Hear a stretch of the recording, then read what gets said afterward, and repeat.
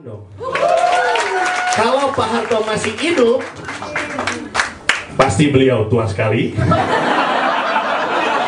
Enggak. Kalau Pak Harto masih hidup, sekarang lu ketawa, besok lu nyari gue. Panji mana ya? Nggak tahu. 2 hari berlalu, Panji mana ya? Nggak tahu. Gue sih kemarin liat ada tanah rata, tiba-tiba ada gundukannya, nggak tahu sih. Ukurannya sih panjang 182. Dan kayaknya sih di bagian kepala agak mencong.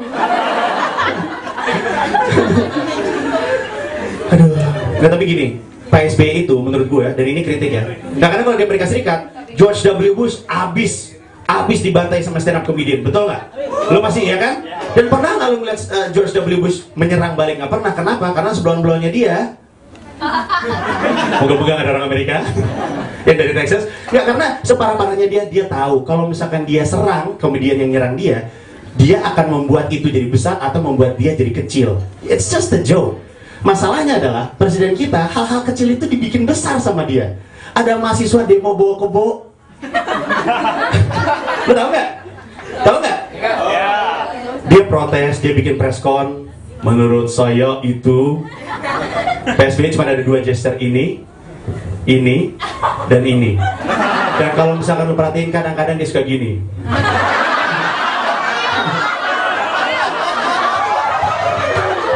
Kayak gini. Hal terakhir yang gue sangat sayangkan, ini pasti buatan Cina nih.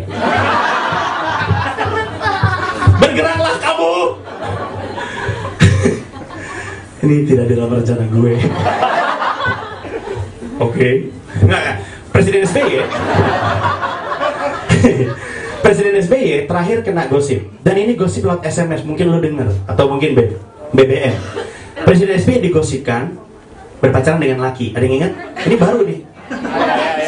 Bener kan? Lo tau nggak? Yang gosipnya katanya berhubungan dengan Daniel Sparingga. Ada yang tahu kan? Itu kan gosip SMS, betul?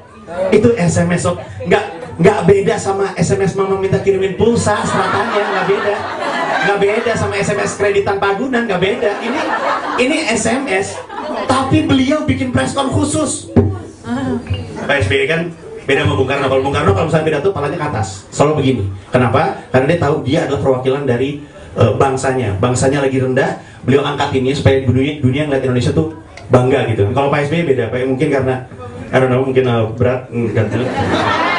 Tapi beliau kalau misalkan press conference, palanya selalu begini. Saya mendengar sesuatu yang membuat saya merasa kecewa. Dan gue pernah wawancara, gue nggak bohong, gue pernah wawancara orang yang waktu itu bertanggung jawab terhadap kampanye beliau di masa periode pertama. Beliau secara spesifik didesain untuk tidak pernah berbicara dengan mengangkat tangan lebih dari pundaknya. Gue nggak tahu alasannya kenapa, tapi asumsi gue kalau kita praktekkan, apapun yang dia katakan, untung masih Pak SBY ya. Kalau Surya Paloh kan lebih.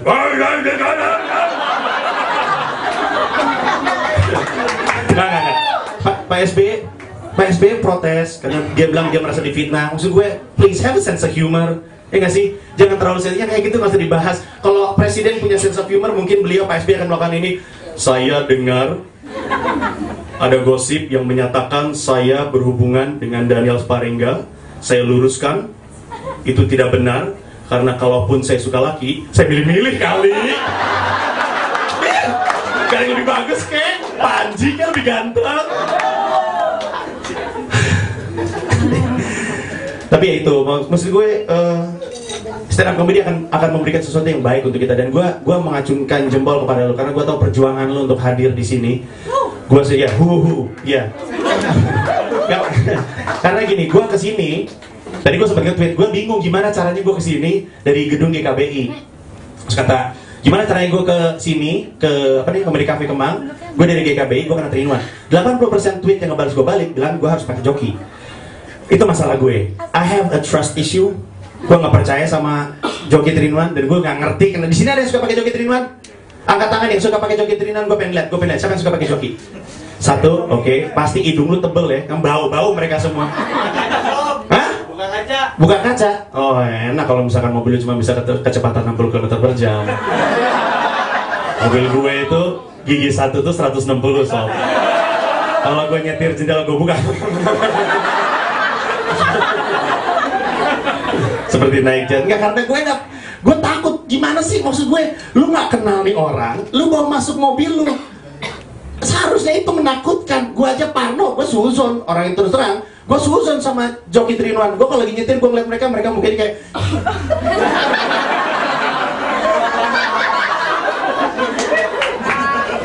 kayak di dalam hati mereka. Siapa yang akan gue bohongi? Dan gue pernah waktu itu nggak sengaja, dan bukan nggak sengaja, gue terpaksa karena gue telat banget MC. Gue bawa joki 3-in-1, mungkinnya juga begitu. Tapi gue pikir, ya sudahlah, gue angkut. Dan gue napas lewat mulut, itu ibu gue yang ngajarin. Kalau misalnya kamu masuk ke sebuah daerah yang kamu asumsikan bau, napas lewat mulut. Duduk gitu, dan gue, I swear, dia humming di samping gue. Dan ada satu lagi orang di belakang. Di sini gue nggak gitu merhatiin, itulah gue takut dia nyuri apa segala macam. Tapi kebetulan nggak ada barang-barang yang pantas untuk dicuri di mobil gue, tapi sudahlah. Dia duduk di sini nih, ini orang yang di sini nggak ngeliat ke gue sama sekali, dia ngeliat keluar. Dan gara-gara kejadian itu gue nggak berani pakai joki lagi karena dia humming.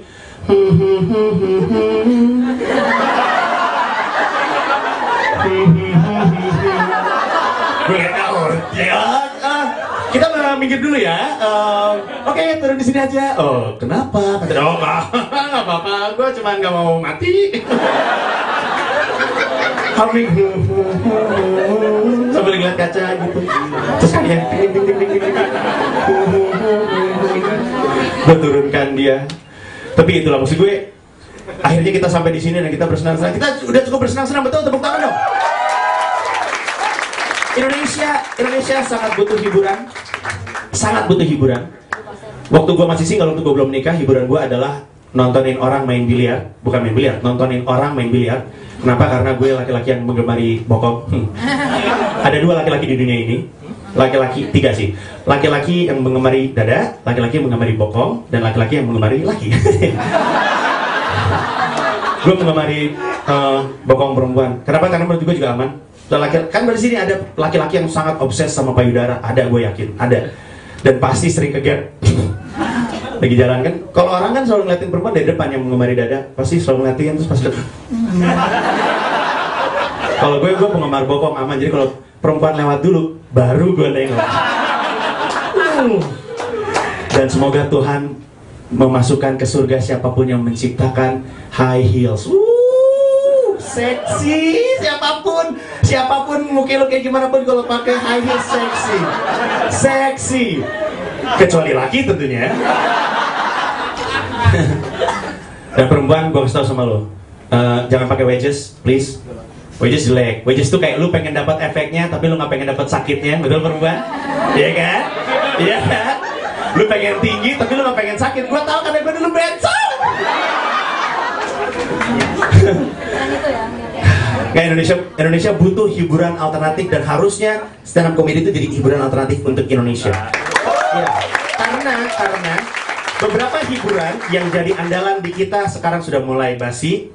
Musik juga sudah, ya musik masih mending daripada film karena musik ada pilihannya banyak tapi banyak yang tidak original, betul?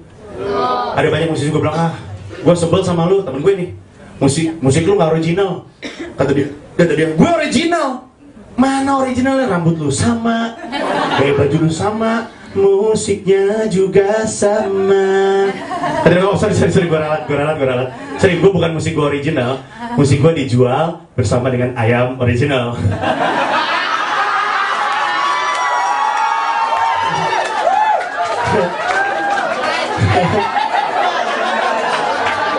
Dan gue bilang, karena gue tahu kualitas musik lu, gue asumsikan lu dijual bersama dengan ayam crispy. Dan kayaknya yang jaga restoran fast food itu diajarin hipnotis. Kayaknya. Atau mungkin persuasi. Karena I swear to God, tanya istri gue di rumah tiba-tiba buka lemari, kenapa gue punya Indah Dewi Pertiwi 5 biji? 5 biji gue. Bagus, Indah Dewi Pertiwi bagus, tapi kan maksud gue ya nggak 5 gitu. Maksud gue, ini gimana? Apa yang terjadi? Tiba-tiba gue pulang ada 5. Pasti mereka yang Mas, mau beli paket apa?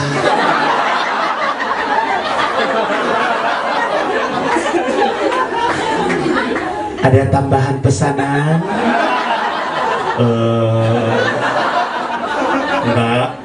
Mau beli CD? Oke. Yang original tuh justru yang laku. Harusnya musisi sadar, semakin original mereka semakin laku. Perhatiin baik-baik. Musisi yang gayanya original laku.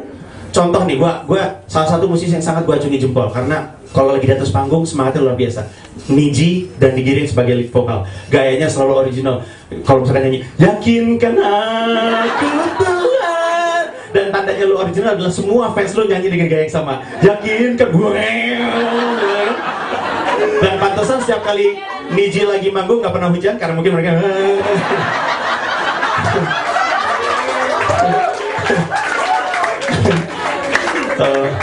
tapi Niji gue acungi jempol karena dia original. Terus satu lagi yang original misalkan Samson menurut gue pada saat dia muncul pertama kali, sisanya itu ngikutin mereka yang mulai dengan dandanan seperti itu tuh mereka kalau perhatiin baik-baik.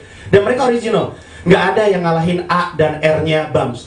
Walau ku masih mencintaimu, nurani membutuhkanmu, ku harus merelakanmu. Original ya, asik kan? Glenn Fredly. Oh yeah, kasihku sampai di sini, cinta kita jangan tangis. Gue gak tau nyanyi apa. Berakhir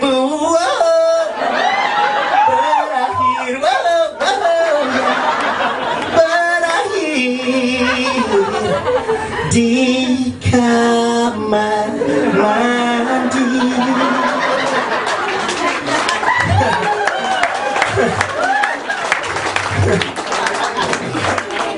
Film juga basi karena gue nggak seberani itu ke bioskop. Gue masuk bioskop lebih berasa kayak masuk jeruk purut. Pas masuk, lu masuk bioskop, gue nggak tahu ya.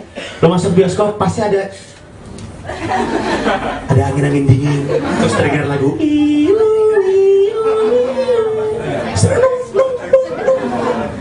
menakutkan sekali. Pocong, kuntilanak. Siapa di sini capek nonton film pocong? Oke, kalau mungkin nggak nonton. Siapa yang capek ngeliat pocong di bioskop? Lu capek, pocong lebih capek syutingnya. Lu udah ketemu pocong belum? Kurus loh pocong. Stimul. Pocong ketemu sama kuntilanak, ngobrol berdua. Kuntilanak bilang cong. Kuntilanak bilang kuntilanak bilang cong, pocong bilang til.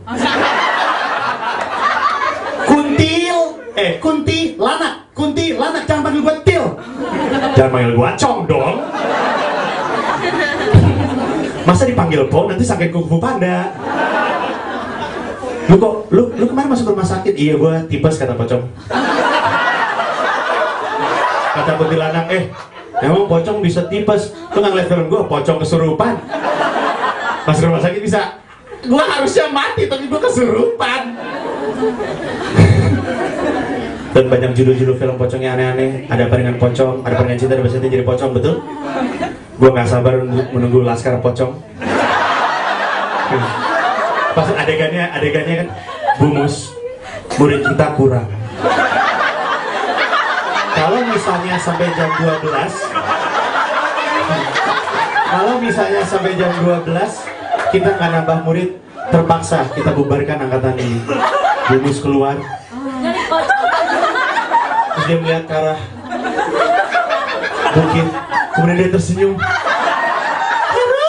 Di ujung sana